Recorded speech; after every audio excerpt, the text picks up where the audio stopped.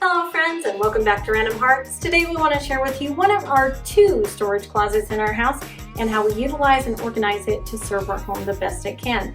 This is a standalone closet, meaning it is not attached to a bedroom, and it is actually the larger of the 2 closets at exactly 2 square feet. Now this closet does jut out into the room a tiny bit here, which creates this entry point for us right by our front door. It's a great place for our guests to take their shoes and coats off, but we no longer use this as a coat closet, and our guests need to hang their coats on these hooks. Our coats actually go somewhere else in the house because we don't access our house through our front door.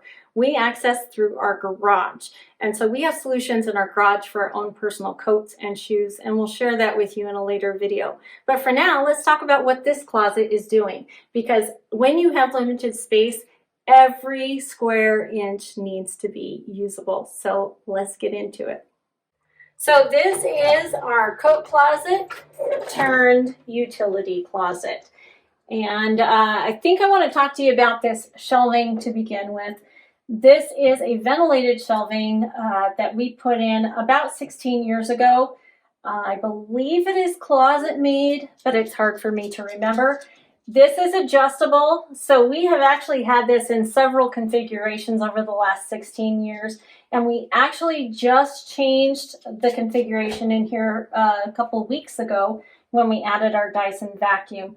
This shelf used to go all the way across, and we needed access for our vacuum to actually lift off of the charging station. So we did cut this shelf and move that over. And we'll start with the top here. On the top shelf, I have got paper products for the kitchen area that are basically backstock. So I like to put things on the top shelf that are not needed very often. I also like to keep things on the top shelf that are lightweight, and if they come crashing in on your head, are not going to kill you. So that is why our top shelf has paper products on it. I also have our storage caddies right here for our chemicals. And this first bin actually contains all of our chemicals we use on a regular basis. It's got a handle so we can easily take it up or downstairs to one of the bathrooms to clean them. The box that is directly behind it has less often used chemicals and more specialty cleaning items like silver cleaner and floor cleaner. The bottom shelf right here, I use a lot of plastic bins in my house. They act kind of like a drawer or a caddy. I can take this out of the closet, take it wherever I need. But this one has all of our Swiffers in it, some extra gloves, a dusting brush, a couple of magic erasers are in there. And then I just have my Swiffer dusters on the side here.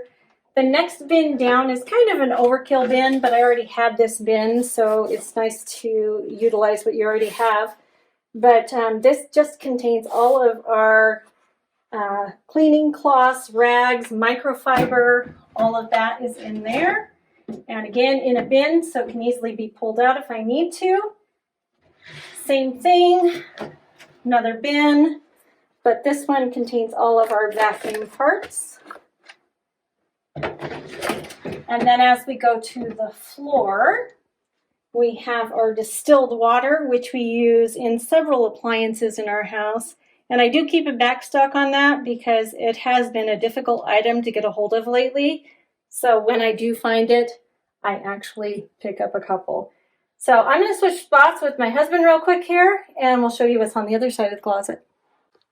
So on this other side of the closet, we have all of our brooms, mops, our Swiffer wands.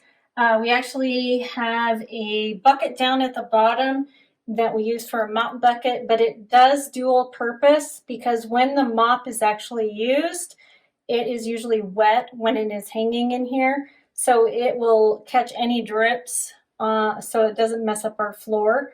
We also have our vacuum hanging here, and my husband was able to put in an outlet into this closet so that it can charge in here, which is awesome because it is ready to go as soon as I take it off the wall.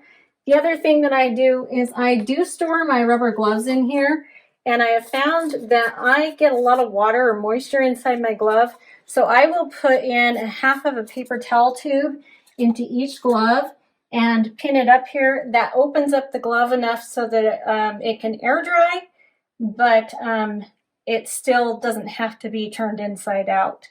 So that is pretty much our utility closet. We do have a little bin down here inside the mop bucket that has some specialty cleaning brushes, but that is pretty much it. I do want to mention one thing before we end this video, and that is the importance of having shelving that can be adjustable, especially in closet situations where you might have limited storage and over time something changes. We were able to actually fit all of this into here because we do have adjustable shelving and we could move things around and make it work for our current situation. And eventually when we do sell this house, I will probably put the configuration to the point where it could be a coat closet again, because not everyone will want a utility closet at their front door. That just works for us. So when you're looking at your storage spaces, make sure you're looking at what will serve you the best, not what it was intended for, because this closet right here does not work for us as a coat closet, but it works great as a utility closet. So we appreciate you guys coming along with us today. We hope you're having a lovely day wherever you are. We hope you have gotten some ideas, and we'll talk to you soon. Bye.